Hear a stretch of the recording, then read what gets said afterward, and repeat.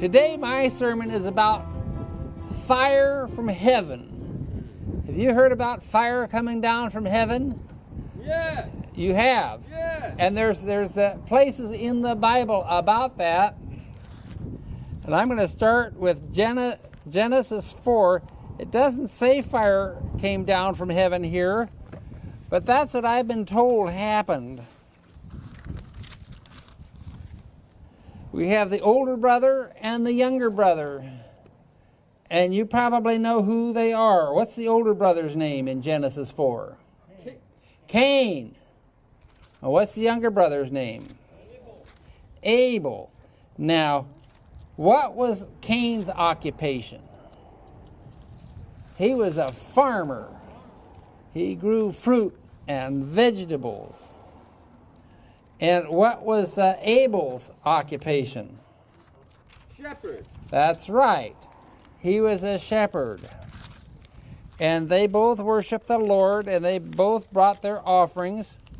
And Cain got to thinking, well, Abel is a shepherd, and he has the sheep. I'm a farmer, and I have fine produce.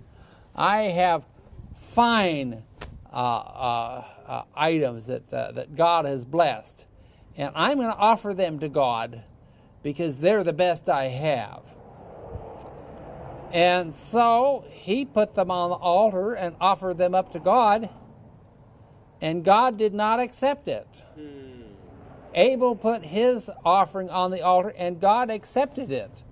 And I understand from reading and study that the sign was God sent a little bit of fire from heaven to consume the offering.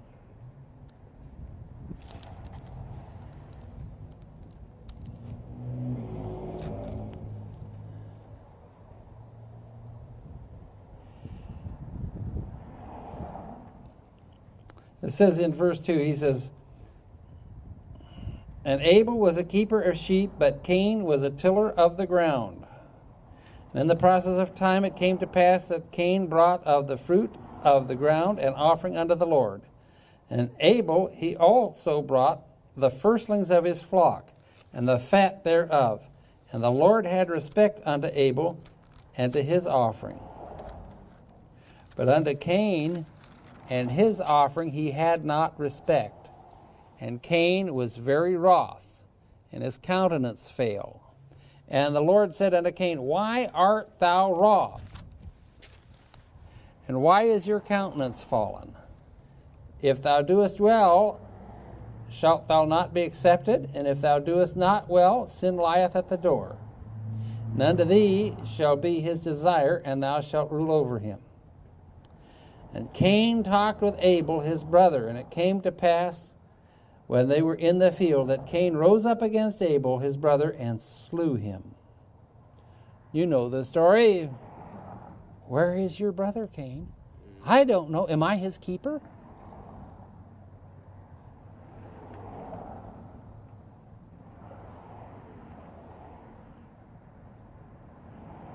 And God told Cain what his punishment was, that he was to be cast off. And Cain said, that punishment is too much for me, Lord. And if anybody find me, they're going to kill me. So God put a mark on Cain that meant if anybody killed Cain, they would suffer the same consequence.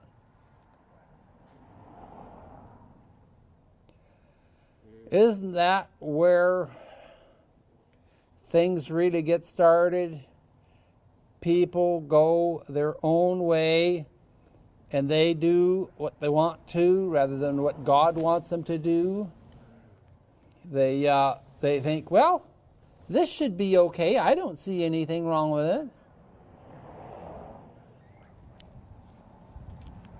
So let's move on to Genesis 19.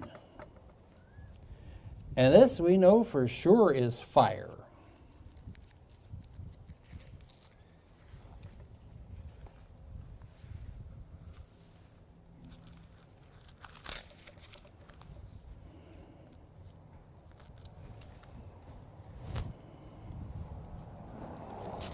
Genesis 19. You're familiar with that story. Lot was sitting at the gate of the city of, anybody know the name of that city? Sodom. Sodom. And two angels came. And they were planning to camp out in the street of Sodom. And Abraham's nephew Lot knew what would happen to them if they camped out in the street. So he invited them to his house. And the men of Sodom came and demanded that Lot surrender those men to them so they could have knowledge with them. And that didn't mean a discussion either. If you have the whole sentence, they wanted to have carnal knowledge with them.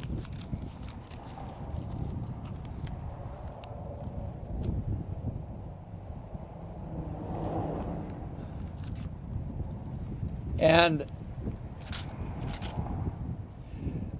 the angels told Lot that the next day Sodom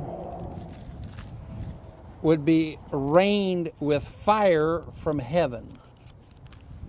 And the whole place would be burned and destroyed, and told him, if you have anyone in the city, bring them here tonight, and they'll depart with you. So he had two daughters that were married, and so he went over to his daughters' homes and met with his sons-in-law, saw his grandchildren for the last time, and he begged them. But they thought he was a crazy man. And they laughed at him. Have you ever been serious and have someone laugh at you? Ooh, that makes my blood boil. Sure it does yours too. When you have a serious matter to present, and you know it's from the Lord, you do. Well, yes, that's right, love them anyway, but this was so serious, he knew they were going to die.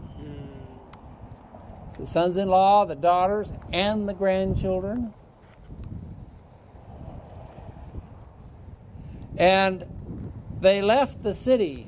They were slow to do it. The angels had to take them by the hand and lead them out.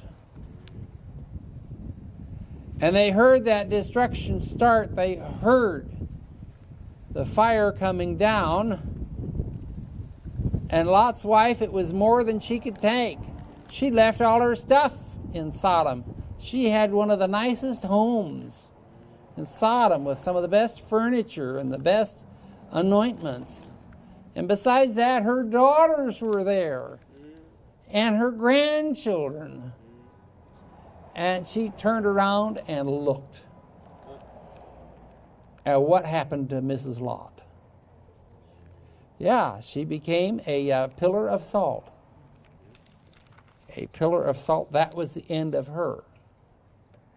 And from then on, Lot lived in a cave with his two daughters that he had with him. And it was a terrible life, a terrible existence. And he thought he had taken the better land when he and his uncle Abraham divided.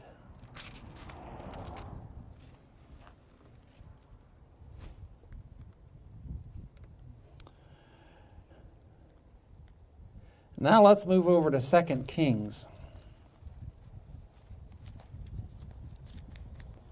You may not be familiar with this story.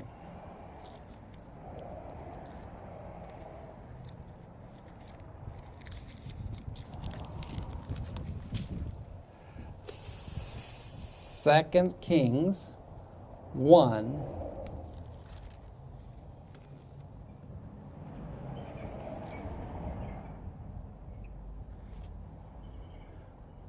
The king of Israel was Ahaziah, and he fell down through some lattice work in his upper chamber that was in Samaria, and he was sick. You know, it hurts to fall through a roof.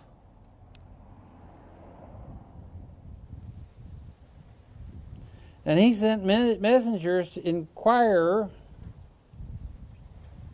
of the god of Ekron, to go over to Ekron and inquire of Beelzebub as to whether he was going to get well or whether he was going to die.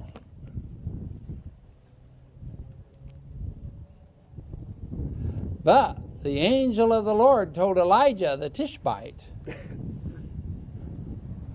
to go and meet those messengers from the king, and told him what they were up to. And he said to them, Is it not because there is not a God in Israel, that ye go to inquire of Beelzebub, the god of Ekron? Now therefore, thus saith the Lord, Thou shalt not come down from that bed on which thou art gone up, but ye shall surely die. And Elijah departed, and those messengers went back to the king. Well, you're sure back quick. And they told him that they'd met Elijah.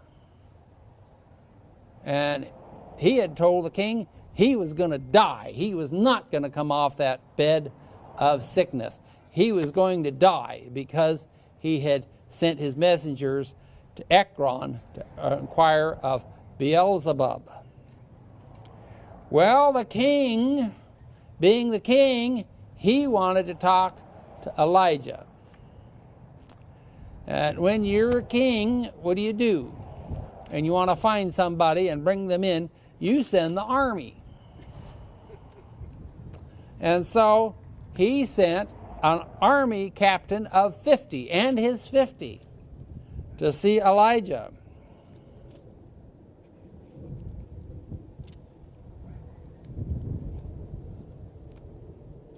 And we see in 1 Kings 1:9, it said, Then the king sent to him a captain of 50 with his 50, and he went up to him, and behold, he sat on top of an hill, and he spoke unto him, Thou man of God, the king hath said, Come down. He's used to telling people what the king had to say. And what was he used to? He was used to people, Yes, sir. Yes, yes, yes. But Elijah answered and said to the captain of 50, If I be a man of God, then let fire come down from heaven and consume thee and thy 50. And there came down fire from heaven and consumed him and his 50. Wonder how long it took for the king to hear that that happened. And you know, have you ever done something that didn't work, and so you try the exact same thing again? Oh, yes, I have. And does it usually work the second time you try it? Exactly. Sometimes. Yeah. So, verse 11. Again, also he sent unto him another captain of 50 with his 50. And he answered and said to him, O man of God, thus hath the king said, Come down quickly. He didn't just say come down, he said, Come down quickly. And Elijah answered and said unto him, If I be a man of God, let fire come down from heaven and consume thee and thy 50. And the fire of God came down from heaven and consumed him and his 50. So, it didn't work twice, so what did the king do? Third time. Third time's a charm, isn't it? That's what my mother used to say.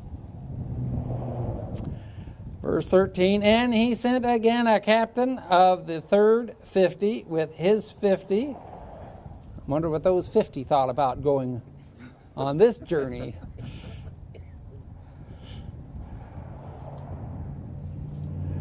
And the third captain of 50 went up and came and fell on his knees before Elijah and besought him and said unto him, O man of God, I pray thee, let my life and the life of these 50 thy servants be precious in thy sight. Behold, there came fire down from heaven and burnt up the two captains of the former 50s with their 50s. Therefore let my life now be precious in thy sight. And the angel of the Lord said unto Elijah, Go down with him, be not afraid of him. And he arose and went down with him unto the king. Do you think that captain was nice to Elijah all the way to the king's house? I think he was. And Elijah told the king he was going to die. And the main reason he was going to die was because of his indiscretion of sending his messengers to inquire of the god of Ekron, Beelzebub. God is jealous, you know. He's not a respecter of persons. He has his way. And it's God's way or no way. And rightly so.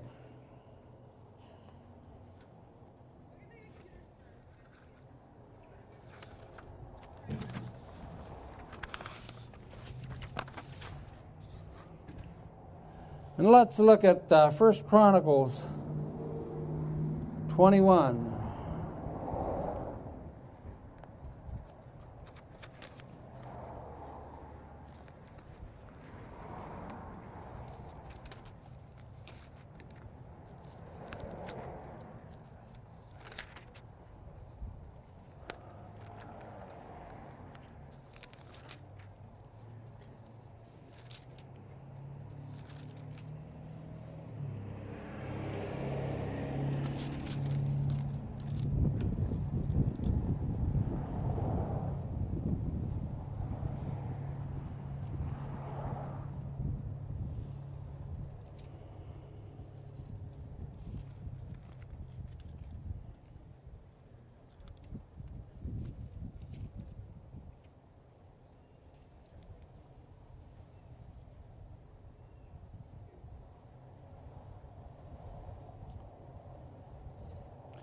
And David went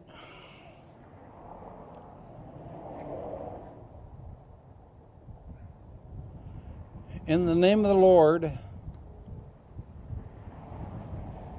and he came to Ornan, and verse 21, and went out on the threshing floor, who bowed himself to David with his face on the ground. David said to Ornan, Grant me the place of this threshing floor, that I may build an altar therein unto the Lord. Thou shalt grant it to me for the full price, that the plague may be stayed from the people. And Ornan said unto David, Take it to thee, and let my lord the king do that which is good in his eyes. Lo, I give thee the oxen also for the burnt offering, and the threshing instruments for wood, and the wheat for the meat offering. I give it all. And King David said unto Ornan, Nay, but I will verily buy it for the full price, for I will not take that which is thine for the Lord, nor offer burnt offerings without cost. So David gave Ornan the place 600 shekels of gold by weight. 600 shekels of gold. That's a fortune today.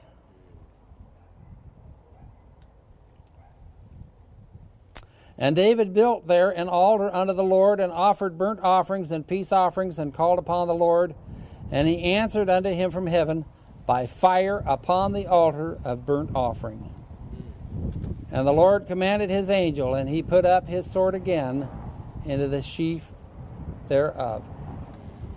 So that was a sign that God had approved, that God had accepted the offering, and that everything was going to be all right. So look at 2 Chronicles chapter 7.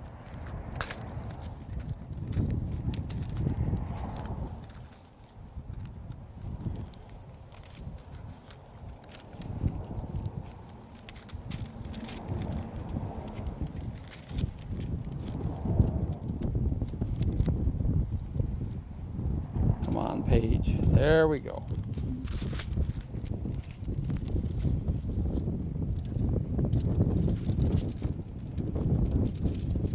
This was on the occasion, 2 Chronicles 7, chapter 1, when the temple in Jerusalem was completed and dedicated.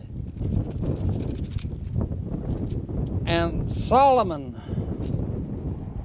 had made an end of praying. He had a dedicatory prayer.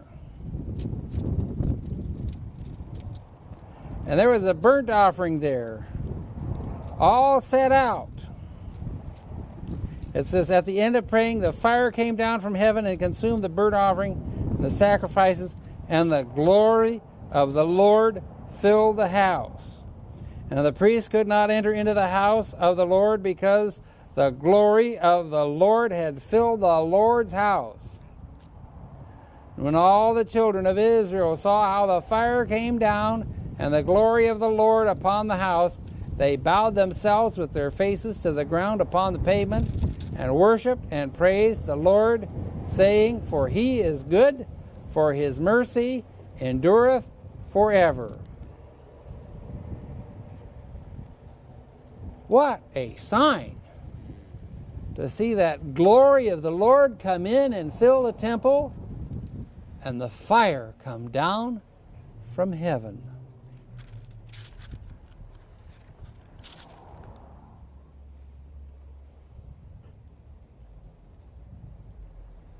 And then in Job 1:16,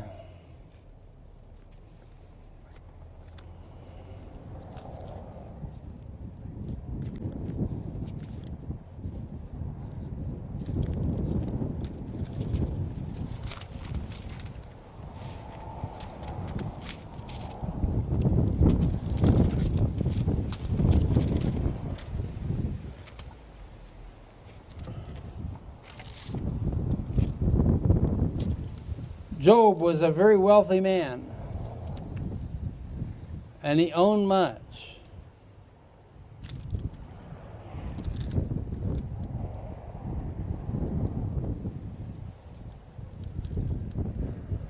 And this is the opening where disaster happened.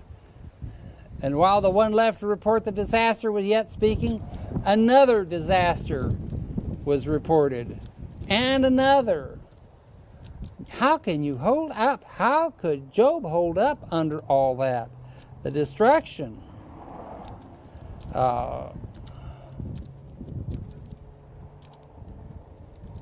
And verse 16, while he was yet speaking, there came another and said, the fire of God is fallen from heaven, and hath burned up the sheep and the servants, and consumed them, and I only am escaped alone to tell thee.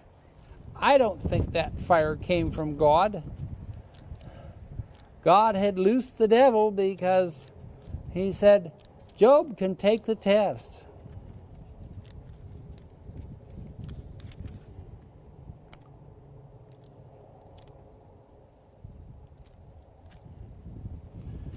And here is the discourse that happened, Job 1:6. Now there was a day when the sons of God came to present themselves before the Lord, and Satan came also among them. And the Lord said unto Satan, whence comest thou?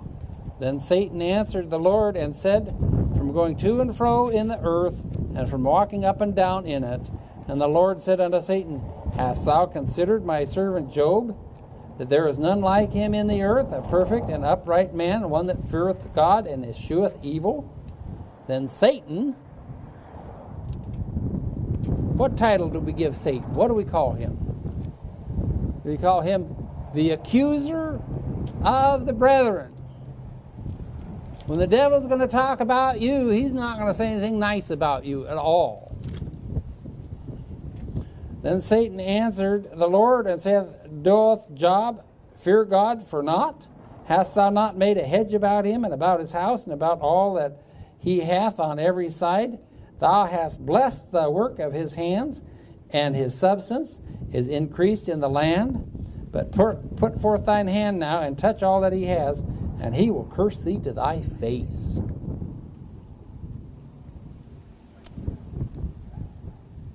And the Lord said unto Satan, behold, all that he hath is in thy power.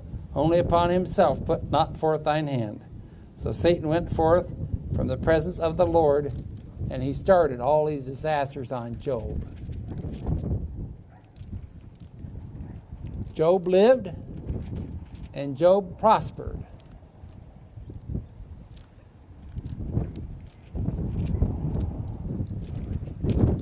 I wonder what Satan says about us when he goes and tells the Lord what we're doing.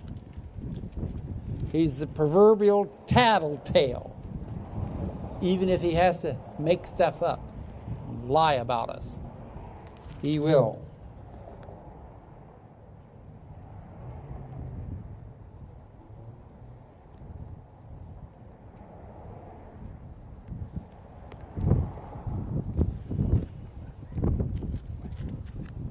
Our time is coming to an end.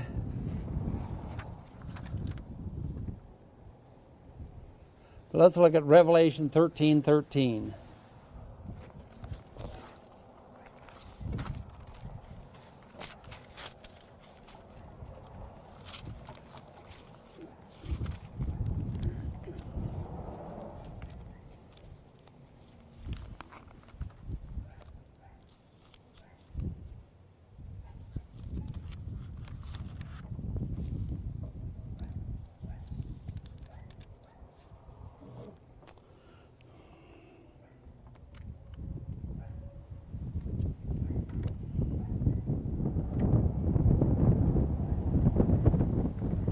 And let's begin with verse 7, Revelation 13:7. And it was given unto him to make war with the saints and to overcome them, and power was given him over all kindreds and tongues and nations, and all that dwell upon the earth shall worship him, whose names are not written in the book of life of the Lamb slain from the foundation of the world. If any man hath an ear, let him hear. He that leadeth into captivity shall go into captivity. He that killeth with a sword must be killed with a sword. Here is the patience and the faith of the saints.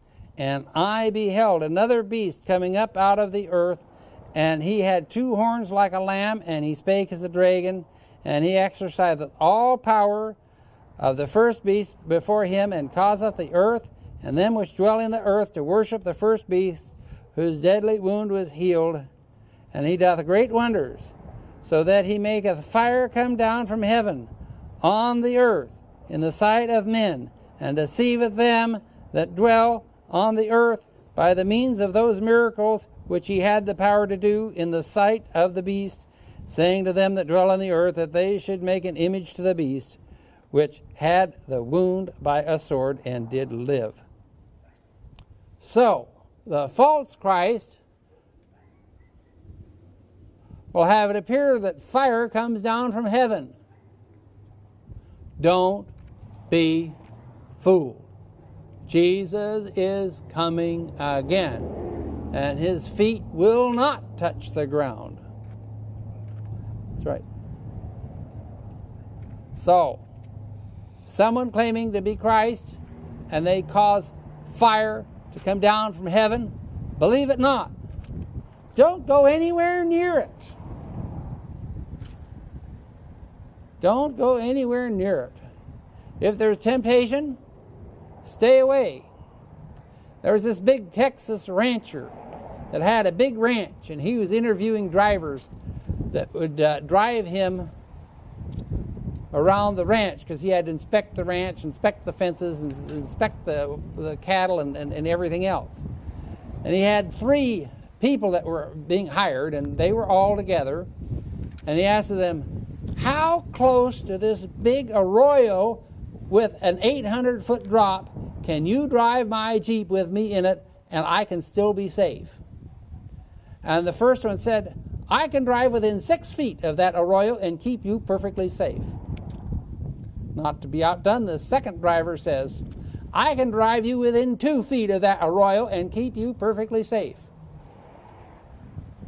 And the third man applying for the job said to the owner of the ranch, the rancher, he says, if I'm driving you in the Jeep near the arroyo, we won't ever get close enough to it to find out how close I can get. Yeah, he got the job.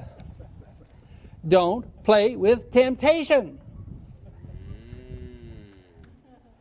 Don't play with temptation.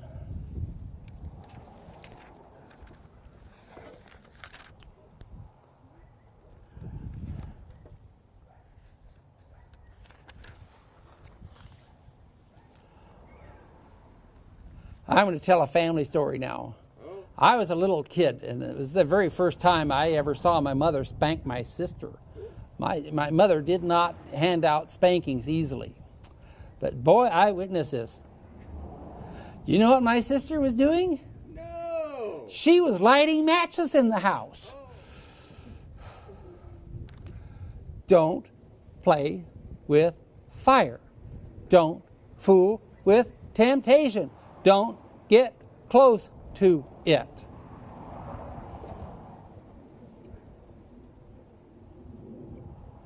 And let's look at Revelation 20. This is my final verse. I know I've gone over a little bit.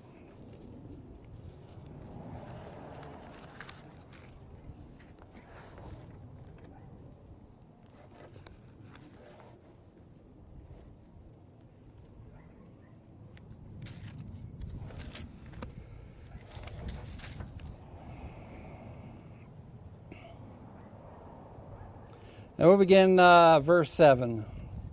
And when the 1,000 years are expired, Satan will be loosed out of his prison, and he shall go out to deceive the nations which are in the four quarters of the earth, Gog and Magog, to gather them together to battle, the number of whom is as the sand of the sea. And they went up on the breadth of the earth, and compassed the camp of the saints about, and the beloved city, and fire came down from God out of heaven and devoured them. And the devil that deceived them was cast into the lake of fire and brimstone, where the beast and the false prophet are. And they shall be tormented day and night forever and ever.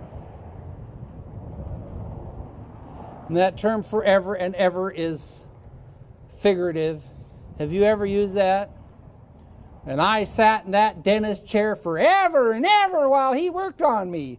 It wasn't going to end.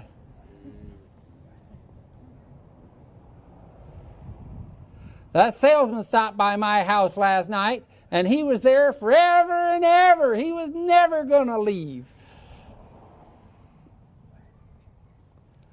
That, my friends, is the final death. And it says in Titus that the wicked will be ashes under our feet. Now, are ashes on fire?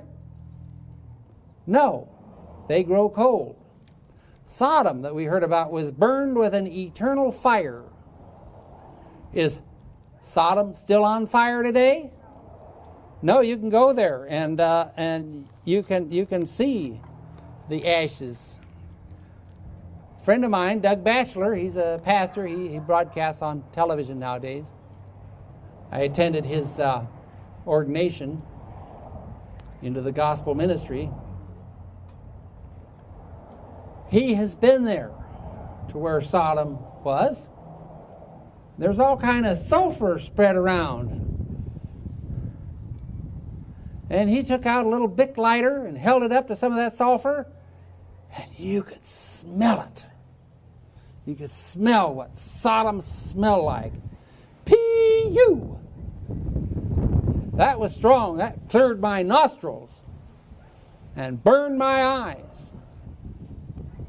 Eternal fire is nothing to play with. That lake of fire is real, and people will be consumed. And then the earth will be made new. And God will wipe away all tears. He'll visit each of us personally and wipe away all tears.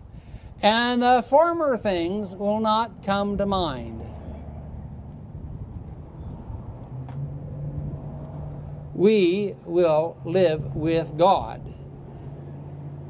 We will be His people. He will be His God.